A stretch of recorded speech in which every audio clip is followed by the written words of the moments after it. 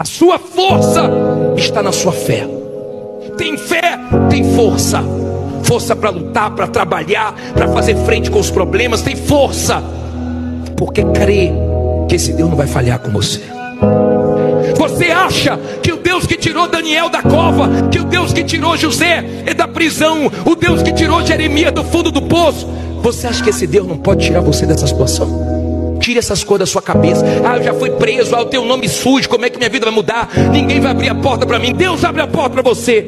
Quem está colocando essas coisas na sua cabeça é o diabo, é o mal, para você voltar para a vida errada. Porque com o nome sujo ou com o nome limpo, Deus vai te honrar, se você se voltar para Ele. Deus é Deus. Deus não é pequeno, Deus não é do seu tamanho, nem um pouquinho maior do que você. Deus é grande, Deus é poderoso, e já fez coisas extraordinárias no passado, e continua fazendo no dia de hoje. Você não pode perder sua fé. Amém?